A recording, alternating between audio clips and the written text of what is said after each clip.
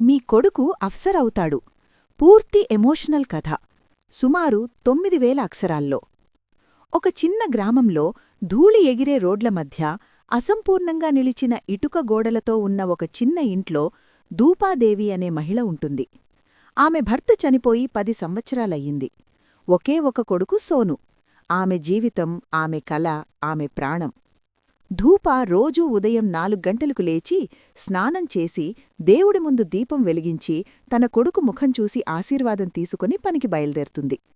నిర్మాణ సైట్లో ఇటుకలు మోస్తుంది, ఇసుక సంచులు ఎత్తుతుంది, సిమెంట్ మిక్స్ చేస్తుంది. ఎండ కాచి వాన తడిచి దగ్గుతో ఛాతీ పగిలేలా బాధపడుతూ కూడా ఆమె నవ్వు ఆగదు.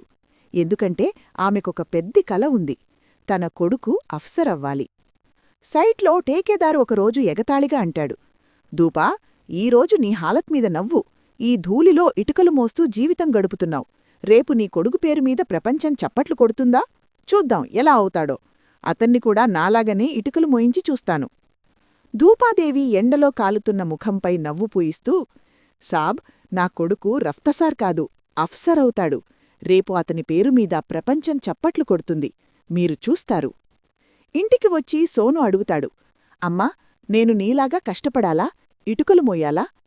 అమ్మ కళ్ళు తడిగా, లేదు కొడుకు, నువ్వు చదువు చెయ్యి. నీ ఖర్చు నేను చూసుకుంటాను. నువ్వు అఫ్సర్ అవుతావు. నా కల నువ్వు నెరవేర్చు. నేను ఈ ఎండలో కాలుతున్నా, ఈ దగ్గుతో బాధపడుతున్నా నీకోసమే. ప్రతి ఉదయం సోను స్కూల్కి సైకిలిటై వెళ్తాడు. ధూప పనికి. ఒకరోజు సోను, అమ్మా, టెస్టుంది, కాపీ కోసం 2 రూపాయలు కావాలి. అమ్మ జేబులో ఉన్న చిల్లరంతా ఇస్తుంది. తీసుకో, నాకు ఆకలి అలవాటే. నేను పెద్దదాన్ని కదా, నువ్వు బాగా చదువు. సోను కళ్ళు తడిగా, పెద్దయ్యాక నిన్ను పనిచెయ్యనివ్వనమ్మా, నిన్ను బాగా చూసుకుంటాను, మంచి ఇల్లు కట్టిస్తాను. అమ్మ నవ్వుతూ, ముందు ఈ టెస్ట్ పాసవ్వు, పెద్ద పెద్ద కలలు తర్వాత చూద్దురు. రోటీలు కట్టుకెళ్ళు, మధ్యాహ్నం తిను. నేను సైట్లో తింటాను, లేదా ఏదో ఇంటికి తెస్తాను. సోను చదువులో ఎప్పుడూ ఫస్ట్. టీచర్లు మెచ్చుకుంటారు. కాని స్కూల్ ఫీజు కట్టలేకపోవడం పెద్ద సమస్య. ధూప టేకేదార్ దగ్గర అడ్వాన్స్ అడుగుతుంది. ఎండలో మరింత కష్టపడుతుంది.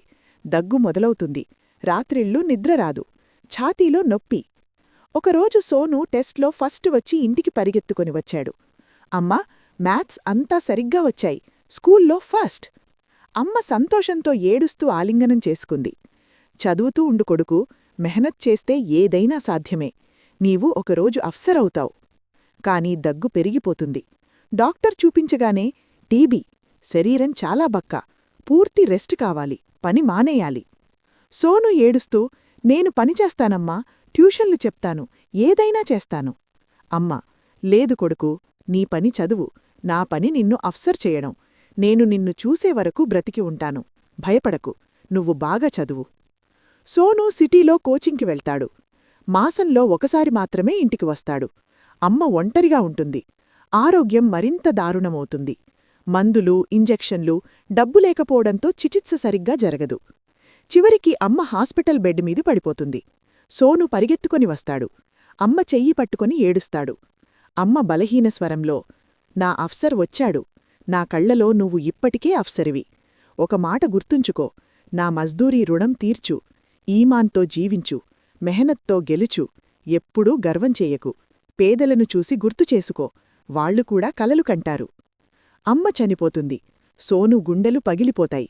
కాని అమ్మ మాటలు గుండెలో బలంగా నాటుకుంటాయి. కష్టపడి చదివి పరీక్షలు రాసి అఫ్సరవుతాడు. మొదటి పోస్టింగ్ అదే గ్రామం. మొదటి ఆర్డర్, గత 5 సంవత్సరాలుగా ఆగిపోయిన మజ్దూర్ల జీతాలు వెంటనే చెల్లించండి. టెక్నికల్ రీజన్ కాదు, ఇది మనుషుల హక్కు. ఇకపై పిల్లల చదువులకు స్కాలర్షిప్లు, ఉచిత విద్య.